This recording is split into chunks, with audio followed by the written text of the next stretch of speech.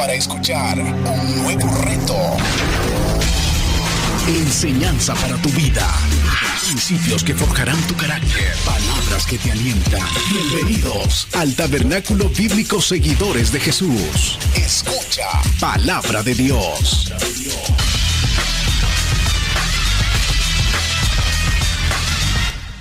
Libro de Lucas, volvemos a Lucas capítulo 6, mientras usted busca Lucas 6, versículo del 12 en adelante, estaremos ahí una vez más. Es un texto amplio, lleno de mucha enseñanza, y a mí me gusta gustar la palabra, no me gusta correr, me gusta saborearla. Por esa razón estamos ahí viendo algunos detalles antes de ver el perfil de cada apóstol. Veremos a Pedro.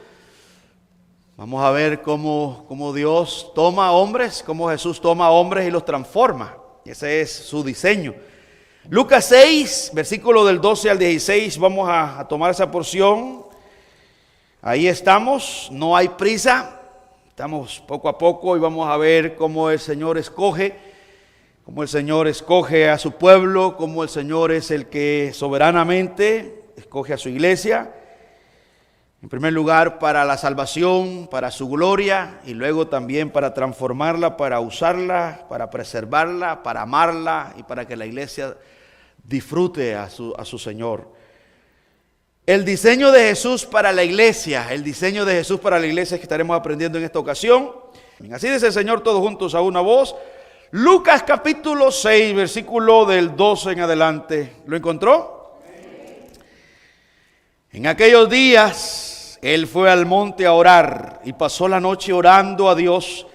Y cuando era de día, llamó a sus discípulos y escogió a 12 de ellos, a los cuales también llamó apóstoles. Así a Simón, a quien también llamó Pedro, a Andrés, su hermano, Jacobo, y a Juan, Felipe, Bartolomé, Mateo, Tomás, Jacobo, hijo de Alfeo, Simón, llamado Celote, Judas, hermano de Jacobo, y Judas Iscariote, que llegó a ser el traidor. Una vez más leamos este texto. Dice: en aquellos días él fue al monte a orar y pasó la noche orando a Dios. Y cuando era de día llamó a sus discípulos y escogió a 12 de ellos, a los cuales también llamó apóstoles. A Simón, a quien llamó Pedro, a Andrés su hermano, a Jacobo y a Juan, Felipe y Bartolomé, Mateo, Tomás, Jacobo, hijo de Alfeo, Simón llamado Celote, Judas hermano de Jacobo y Judas Iscariote, que llegó a ser el traidor. Padre, gracias te damos, Señor, por este gran privilegio que nos has dado este día de poder abrir las Sagradas Escrituras. Te pido, Señor, que me des esa gracia para exponer tu palabra con sencillez, con claridad y precisión, Señor. Conforme, Señor, a mi capacidad, conforme, Señor, a lo que tú has depositado en mí. Yo no quiero ser, Señor, como ningún otro hombre. Yo quiero ser como Jesús, Padre. Quiero exponer como Jesús. Él es mi musa. Él es el gran predicador para mí, Señor. A Él quiero seguir, Señor. Y a Él quiero glorificar, Padre, en la predicación, Señor. No agradar a los hombres, Señor, sino agradarte a ti. Esa es, Señor, mi petición que hago. Y también edifica la iglesia a través de tu palabra, Padre. Y úsame, Dios, con todos los recursos que me has dado. Y todo sea para tu gloria, Padre amado. Todo te lo pido en el nombre de Jesús, Señor nuestro. Amén y amén. Puede tomar su lugar, amados hermanos y hermanas. El diseño de Jesús para la iglesia. Hemos estado viendo el plan de Jesús para la iglesia. Hay un adagio, hay una frase, hermanas y hermanos, que todos nosotros conocemos, y de hecho está en un libro, en la portada, que nosotros lo regalamos a los servidores y servidoras aquí en la iglesia. Ese libro se llama Siervos para la Gloria del Señor. Ahí lo dice en la portada. En la parte de abajo, nuestro hermano pastor Miguel Núñez usó esta frase, que es una frase muy conocida, antigua. Y dice: antes de hacer, tienes que ser. Antes de hacer, tienes que ser. Y si nosotros miramos las Escrituras y miramos a Jesús, Jesús tiene ese perfil. Primero Él se asegura de que las personas se conviertan, sean preparados, sean capacitados para que puedan deleitarse, puedan proclamar el Evangelio, puedan servir. Porque cuando no estamos, hermanas y hermanos, preparados, la presión nos hace perder el deleite. Yo les decía a los hermanos en el taller que debe de ser un gozo servir al Señor, debe de ser un gozo el haber sido escogido por Dios desde antes de la fundación del mundo. Ser cristiano es un honor que nadie merece. Un honor que Dios ha dado a pecadores, porque no hay méritos. A Dios le plació escoger a hombres y mujeres, que ya lo veremos, en eso nos vamos a enfocar en esa palabrita que sale ahí, que Jesús escogió a 12, escogió, soberanamente Él es el que escoge. Aquí cambiaron los papeles con el sistema de Jesús, con el diseño de Jesús.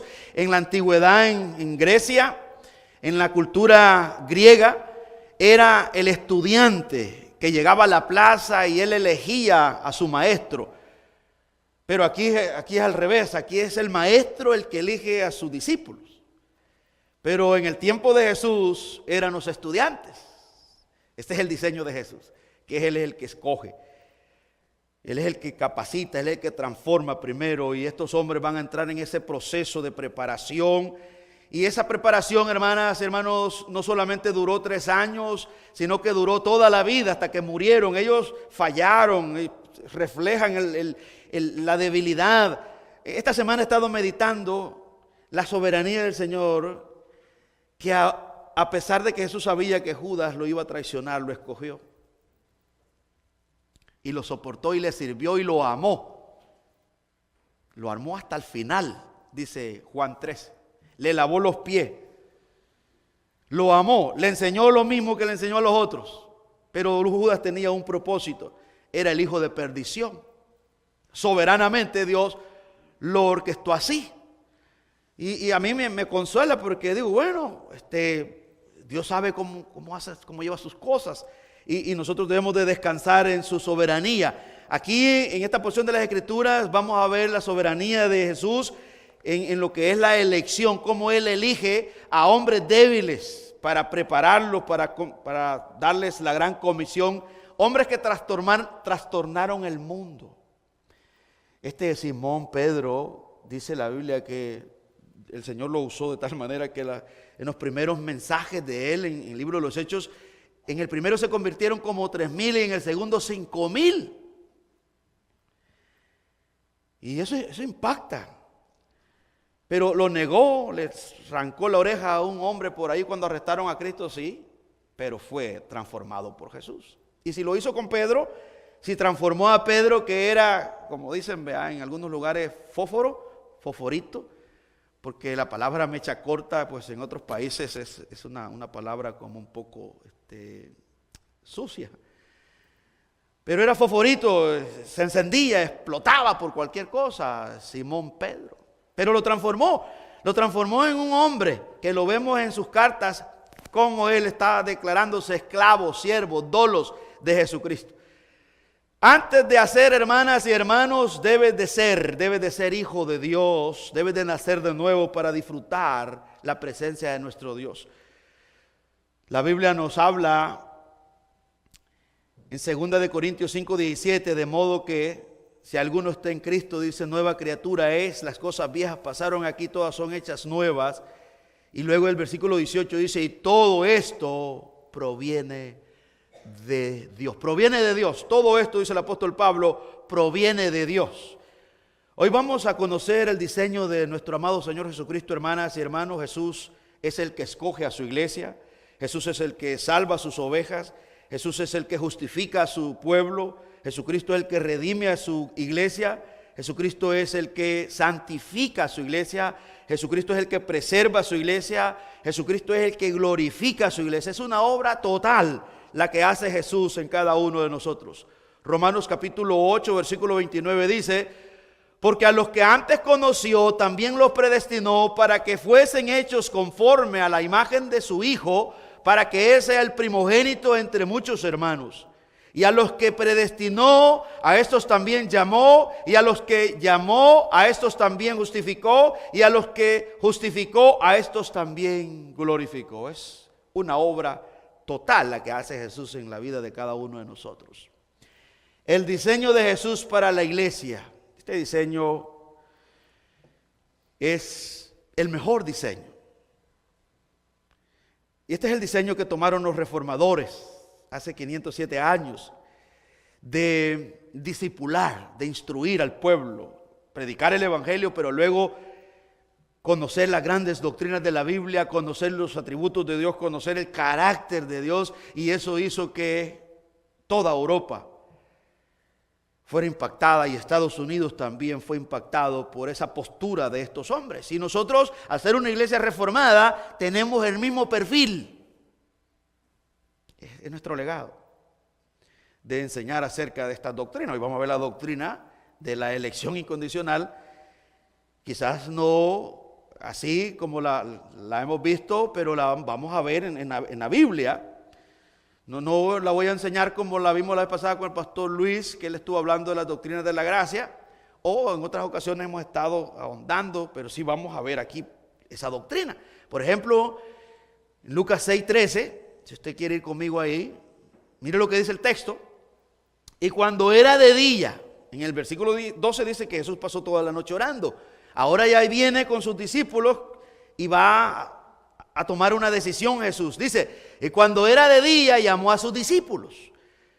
Llamó a sus discípulos no quiere decir que llamó a 12 hombres, sino que llamó a todos los estudiantes. Ahí habían más de 1000 personas, había una gran cantidad de personas que seguía a Jesús. Lo llamó a todos. Digo, vengan todos los estudiantes porque voy a hacer algo, voy a preparar 12 hombres. Pero aquí no hay prejuicio. Porque la doctrina de la elección incondicional, hay personas que no la aceptan, los arminianos la rechazan. Dice, ¿cómo puede ser si Dios es bueno? Dios, ¿cómo es posible que a unos los escoge y a otros los ignora? ¿Sí? ¿Cómo es posible que Dios haya amado a Jacob y haya aborrecido a Saúl? A Esaú, como dice ahí Romanos 9. Entendemos nosotros que haya aborrecido a Esaú porque despreció la primogenitura, pero amar a Jacob, un tramposo, es tremendo eso.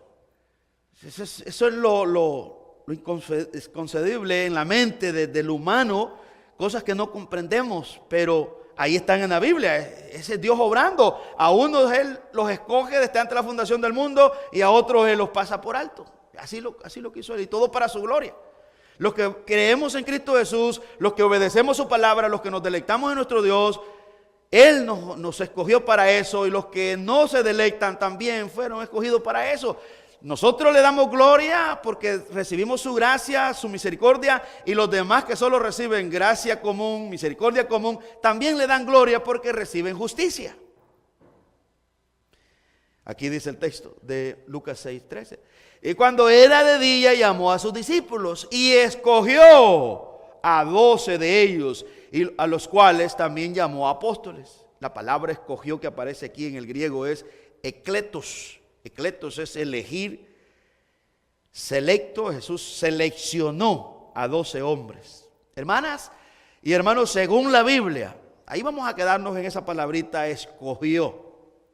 Hay una alabanza de los voceros de Cristo que siempre me ha edificado, que dice, escogido fui de Dios en el amado. Usted la puede escuchar.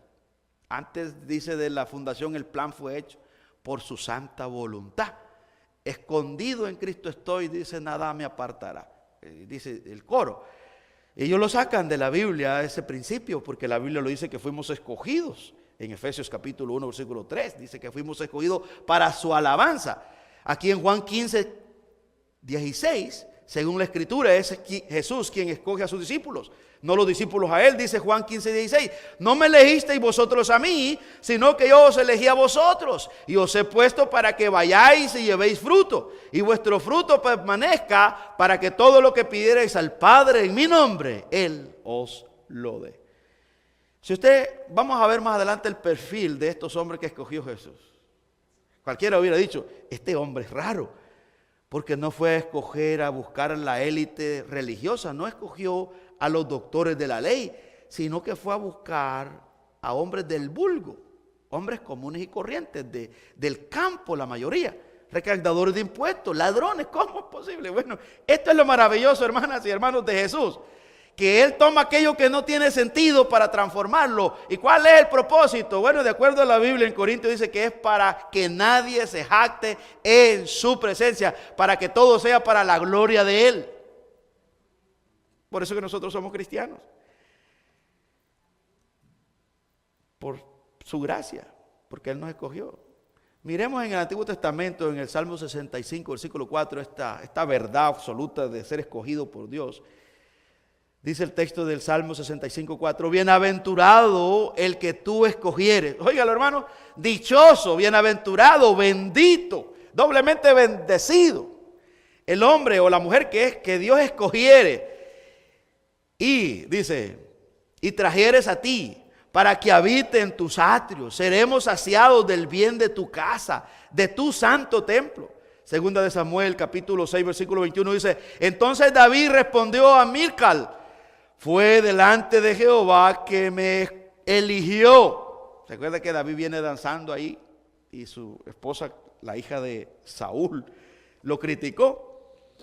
De aquí es donde muchas personas sacan la enseñanza de la doctrina de danzar, pero realmente no es una doctrina, porque esto es algo que pasó ocasional. David danzó en un momento de emoción, pero no lo vemos a David enseñando a danzar. O no encontramos salmos dedicados a la danza, encontramos salmos dedicados a la gloria, a la grandeza, a la majestad de Dios. Pero las personas que les gusta la danza en el cristianismo, pues ellos dicen, aquí está la excusa, David danzó, y si tú me criticas, pues yo también voy a decirte lo que él le dijo a aquella mujer. Pues no hay nada de malo que usted dance en su cuarto, usted puede danzar. Los que estamos casados, usted en su cuartito con su esposa, dance, disfrútala, es su esposa. Pero allá enseñarle eso, yo no puedo ni enseñarle aquí al púlpito, hermano, dancen. ¿Y dónde está eso, pastor? No está en la Biblia. No, es que David danzó. Sí, pero eso fue un momento ocasional. Yo no vuelvo a encontrar a David danzando. Claro que hay corito y David danzaba en la presencia del Señor. Y el pueblo se regocijaba porque David danzaba. Bueno, aquí tenemos el texto, segunda, pero aquí no es la danza lo que pesa. Aquí David no era que estaba diciendo, miren cómo danzo yo sí sé danzar. No, aquí él exalta el privilegio de haber sido escogido por Dios, que sobrepasa las emociones. De ahí era donde venía su alegría de haber sido escogido por Dios. Un joven que fue menospreciado por su papá, que no calificaba para el ejército, no tenía estatura, era lo más débil, pero en el campo él se creció, él se deleitó, él se desarrolló, él peleó con los osos, con los leones, y ahí se desarrolló su talento de la alabanza, se volvió un adorador nato, orgánico para Dios. Y ahora lo vemos ya él, pues el rey aquí. Dice, entonces David respondió a Milcal, fue delante de Jehová quien me eligió en preferencia de tu padre y a toda tu casa, para constituirme por príncipe sobre el pueblo de Jehová, sobre Israel. Por tanto, danzaré delante de Jehová. Delante de Jehová. Romanos 8:33 dice, ¿quién acusará a los escogidos de Dios? Dios es el que justifica. Elegidos, hermanas y hermanos, qué pensamiento tan tremendo tenemos aquí. Somos elegidos de Dios, elegidos por Dios para disfrutar, hermanas y hermanos, de su majestad. Qué privilegio. Esta enseñanza me hace deleitarme todos los días a mí. El Señor escogió al mismo Jesús para que cumpliera la misión soberanamente. Lo dice Isaías 42:1. He aquí mi siervo, yo le sostendré, mi escogido, en quien mi alma tiene contentamiento. He puesto sobre él mi espíritu, él traerá justicia a las naciones. No gritará, ni alzará su voz, ni hará oír en las calles. No quebrará la caña cascada, ni apagará el pábilo que humeare. por medio de la verdad traerá justicia. Mire Dios hablando en el tiempo de Isaías, dice, mi siervo, el Mesías, yo lo he escogido para que Él traiga justicia a la tierra. En Mateo 1:21 dice, y dará a luz un hijo y llamará su nombre Jesús, porque Él salvará a su pueblo de sus pecados. Fue Dios el que estableció esto, el que soberanamente estableció que viniera Jesús para rescatarnos. Dios eligió crear un hombre o una mujer. Esto lo rechaza el hombre no, pues hoy en esta revolución que hay, esta ideología de género, se opone al diseño de nuestro Dios, que Dios creó un hombre y una mujer. Pero fue Dios que lo quiso así, crear un hombre y una mujer para que nos multiplicáramos y para que le diéramos gloria. Pero el hombre le incomoda el diseño de nuestro Dios. Dios escogió a Israel para que fuera el pueblo en todas las naciones y lo proclamara, lo adorara, lo diera a conocer. Así lo quiso Dios. Pero Israel no era un pueblo bueno, era un pueblo pecador, igual que todos nosotros. Ahí lo dice Deuteronomio 7:6. Porque tú eres pueblo santo para Jehová tu Dios. Jehová tu Dios te ha escogido para hacerle un pueblo especial, más que todos los pueblos que están sobre la tierra. ¿Qué le parece eso, hermanos? Él es el que escoge. Él escogió todo. Él nos escogió a nosotros como iglesia. Él nos escogió a cada uno de nosotros para ser parte de su reino. Ahora bien, ¿por qué a veces nosotros no valoramos este gran privilegio de haber sido escogidos por Dios? Porque no lo conocemos. Pedro, en 1 de Pedro 2:9, él nos enseña el gozo que le dio a él saber que él fue escogido por Dios. Recuerde que Jesús escogió 12 y el primero que aparece en la lista es Simón Pedro. Mire lo que dice este hombre ya después restaurado, que lo veremos completamente cuando vuelva y volvamos a Lucas. Vamos a ver quién era Pedro. Ahí nos vamos a enfocar en cada apóstol, viendo el perfil, sus virtudes y sus defectos. Pero hoy quiero como poner el colchón de esta doctrina de la elección, escogido. Dios así lo quiso. Este es el diseño de Jesús. Si nosotros somos cristianos es por diseño de Cristo. Él así lo estableció. Él nos llamó. Él nos llamó. Y cuando el pecado lo acuse, usted diga, Él me llamó para aborrecerte y amarlo a Él me llamó para servirle. Cuando aparezca la oferta, diga, Él me llamó, Él pagó un alto precio, como lo hace Pedro aquí en 1 de Pedro 2:9. Mas vosotros sois linaje escogido, real sacerdocio, nación santa, pueblo adquirido por Dios, para que anunciéis las virtudes de aquel que os llamó de las tinieblas a su luz admirable. Vosotros que en otro tiempo no erais pueblo, pero ahora sois pueblo de Dios, que en otro tiempo no habíais alcanzado misericordia, pero ahora habéis alcanzado misericordia. Claro, este hombre experimentó de primera mano el haber sido escogido por Jesús. ¿Quiénes son los elegidos? ¿Quiénes son los elegidos? Los creyentes. Decía Charles Spurgeon, si nosotros supiéramos o si Dios hubiera marcado a los escogidos con una de color amarillo, iríamos solamente a los escogidos a predicarle, a decirle, tú eres parte del reino de Dios porque ahí estás marcado. Pero Dios en su soberanía, Él solamente nos mandó a predicar. Él sabe. Pero esto sí me consuela en el evangelismo, salir a predicar, porque yo sé, hermanas y hermanos, que allá afuera hay un montón de personas que fueron predestinados para responder al llamado del evangelio. No va a ser en vano. Y eso debe motivarnos a nosotros. Dios lo sabe. Y lo vemos, los milagros, cuando nosotros estamos predicando, las personas vienen sin tener que decirle, ellos levantan la mano, se quedan ahí escuchando un minuto y yo digo, este está trabajando Dios. Le digo, ¿quieres arrepentirte? Sí. Y vienes, hermano, sin tener que nosotros obligarlos, vienen pidiendo, sí, ora. Y oramos. Le dije que el martes, un amigo que le imputaron el pie, hace un poco, porque me decían, está sufriendo del diabetes y se dañó un dedito y el dedito se le complicó y le tuvieron que imputar un pie. Y yo le digo, mire amigo, cuando voy a El Salvador nos sentamos y platicamos. Y hoy el sufrimiento, esta dificultad, ¿sabe para qué Dios ha perdido? Has perdido un pie y me duele, me da tristeza. Pero ponerle atención, el Señor lo que más le interesa es tu alma. Y le dije, antes de seguir hablando, oremos. Y terminó llorando.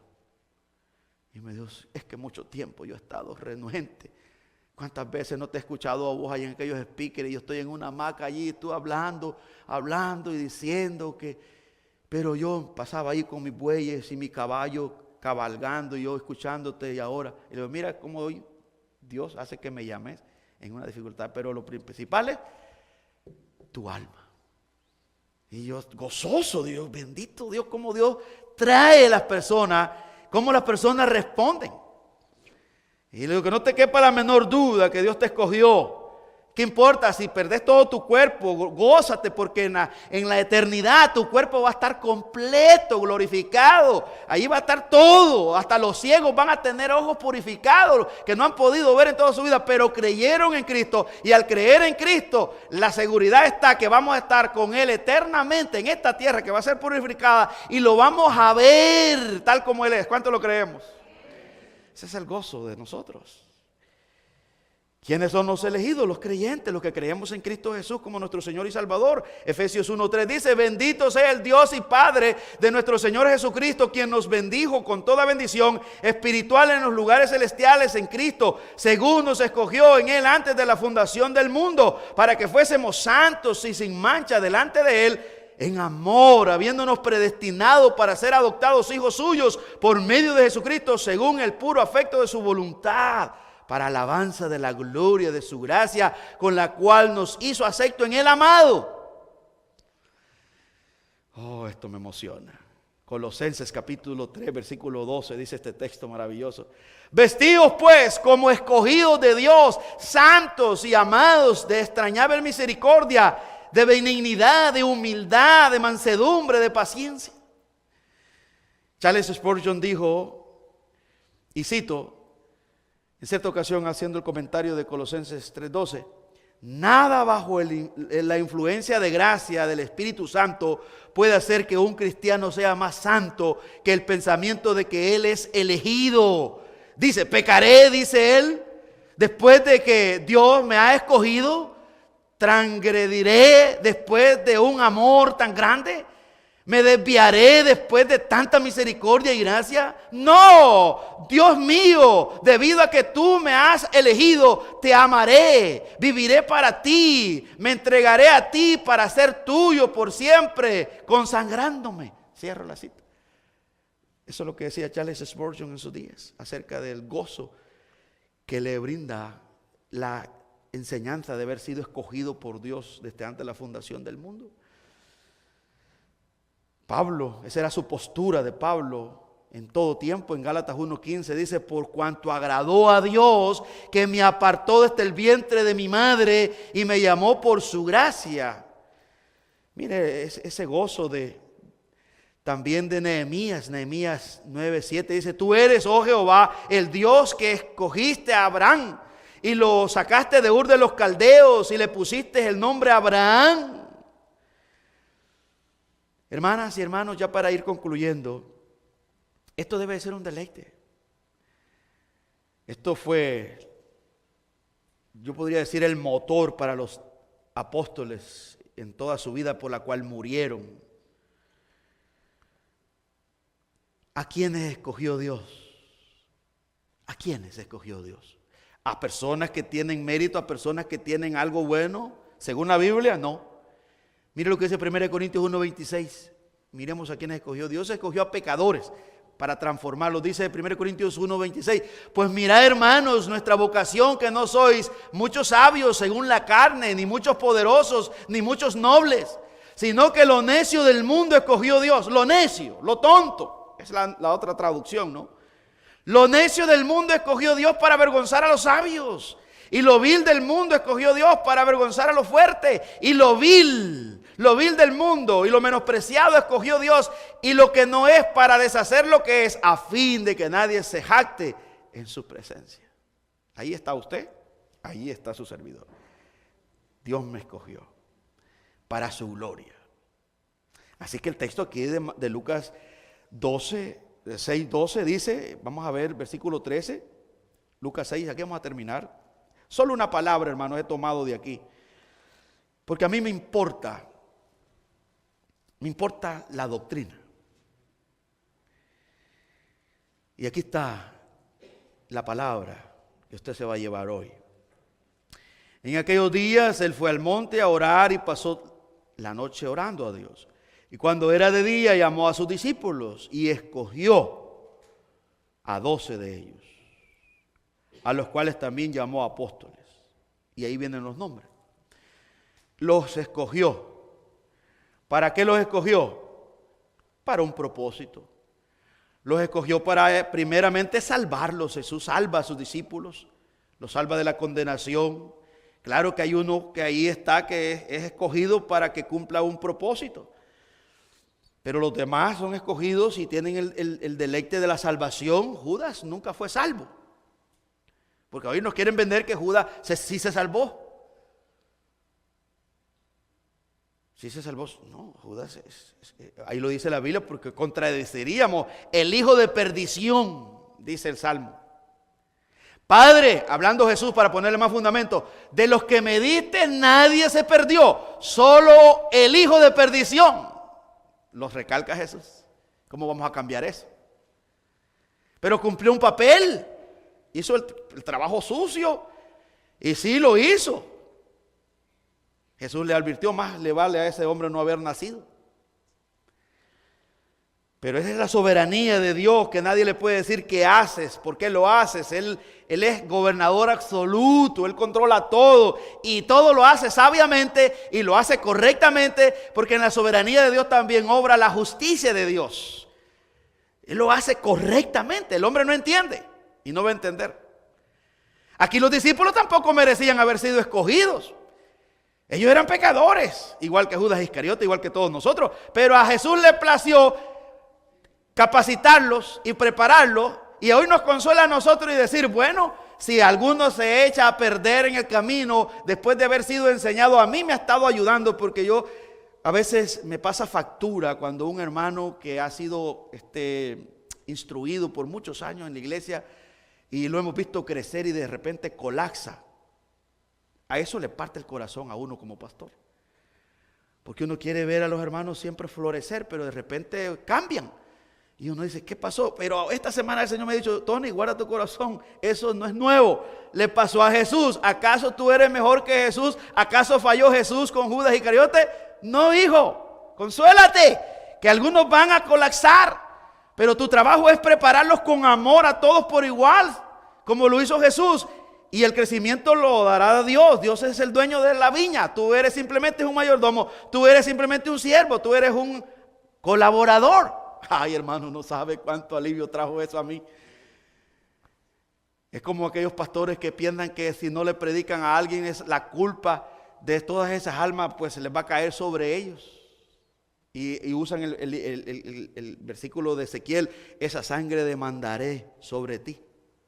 Pero hablando de la soberanía de Dios, Dios es el que salva, Dios es el que escoge. Yo tengo que predicar. Ahora, si hay un prejuicio, sí. Si yo no predico a estos hombres, ahí sí, viene la disciplina.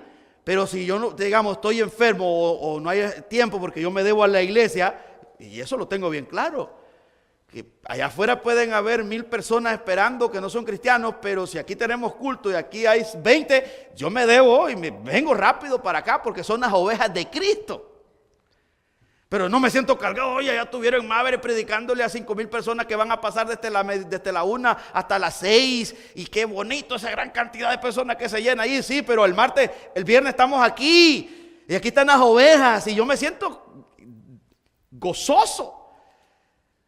Pero no me siento culpable porque no fui a predicar allá, no. Yo me siento gozoso de estar haciendo la voluntad de mi Dios en la iglesia. ¿Ve la diferencia? ¿A quién escogió el Señor? A pecadores. ¿Para qué los escogió? Para su gloria. ¿Cuánto lo creemos? 1 Corintios 10:31 dice, sí, pues coméis o bebéis o hacéis otra cosa, hacerlo todo para la gloria de Dios. Quiero cerrar con este pensamiento de Charles Spurgeon. Charles Spurgeon dijo en este tema de lo que es la elección, escuche esta cita. Él dijo, y cito, abro comillas, ningún hombre va a ser tan valiente como aquel que cree que él es elegido de Dios. ¿Qué le importa al hombre si él es elegido por su Hacedor? ¿Qué le importan a él los cantos insignificantes de algunas pequeñas aves cuando él sabe que él es un águila de raza real?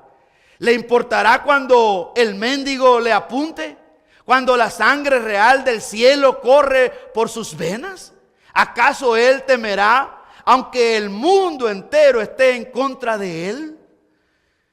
Si la tierra estuviera en contra de él, él mora en paz perfecta, porque él está en el lugar secreto del tabernáculo del Altísimo, en el gran pabellón del Todopoderoso.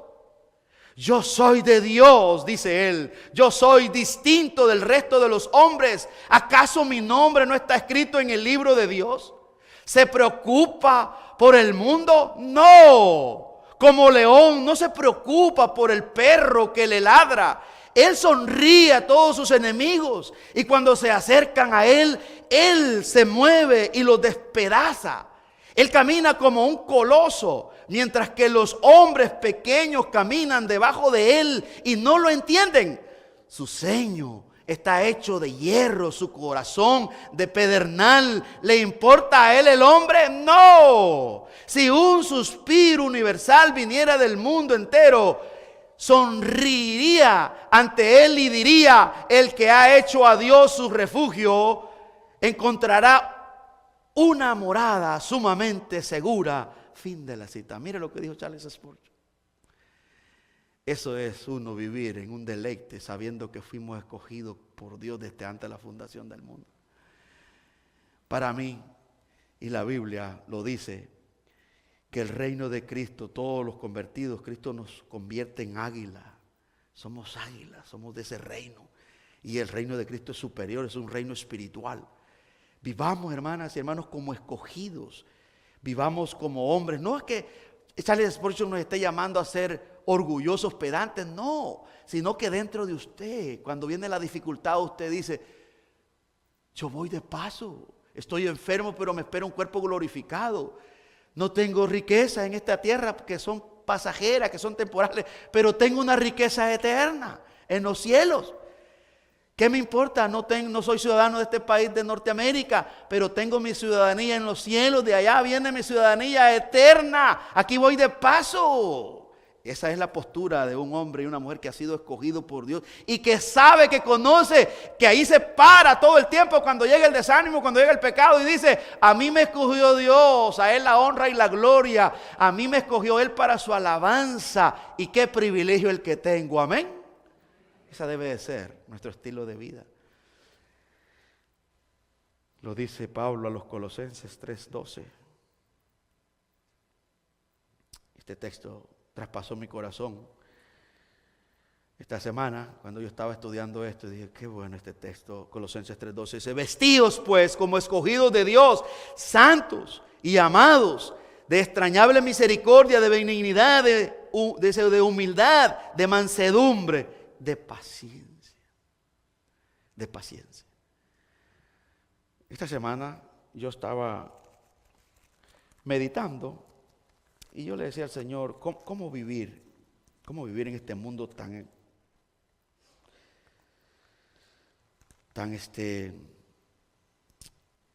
en movimiento atroz? Y me llevó el Señor. Aquí quiero terminar en 2 Timoteo. Si quiere, vaya conmigo. Tal vez le sirve a usted. A mí me sirvió mucho. 2 Timoteo capítulo 2, versículo 23, por ahí está ese texto. Y aquí el Señor me habló y me dio la respuesta, ¿verdad? ¿Cómo vivir? Y dice 2 Timoteo 2, versículo 23. Pero desecha las cuestiones necias e insensatas. Hay que desechar las cuestiones necias e insensatas, dice. Sabiendo que engendran contiendas. ¿Ve, hermanos? Engendran contiendas. Es decir, todo comentario que cualquier gente haga. Luego dice el versículo que sigue, versículo 24. Porque el siervo del Señor no debe ser contencioso. No debe ser contencioso. Y esto sí, que de verdad que me dio un gran deleite, sino amable, para con todos. Con todos, amable con todos. Con los de la iglesia, con los paganos, con todos. Pero son difíciles. Pero aquí dice que el siervo, el esclavo, debe ser amable. Amable con todos. Y luego dice, apto para enseñar, sufrido. Que con mansedumbre corrija a los que se oponen, por si quizás Dios les conceda que se arrepientan para conocer la verdad y escapen del lazo del diablo en que están cautivos a voluntad de Él. Ese es el diseño de Jesús. Fuimos escogidos eternamente para ser como Jesús. No para ser clon de otro hombre, sino ser como Jesús. ¿Cuánto lo creemos? Démosle un aplauso a Jesús por ese diseño maravilloso. Disfrute, hermana, haber sido escogido por Dios. Olvídese de estas cosas terrenales. Trabajemos para el pan, pero no se cargue porque vamos de paso. ¿Cuánto lo creemos? Somos peregrinos y extranjeros. Padre, gracias te damos, Señor, en esta hermosa ocasión. El predicador ha terminado su mensaje. Ahora, Dios manda a todo ser humano en todo lugar que se arrepienta de sus pecados. Deje el impío su camino y el hombre mentiroso sus pensamientos y vuélvase a Jehová, el cual tendrá de él misericordia, el cual será amplio en perdonar. Cree en el Señor Jesucristo y serás salvo. Porque hay un solo Dios y un solo mediador entre Dios y los hombres, Jesucristo hombre. Amén.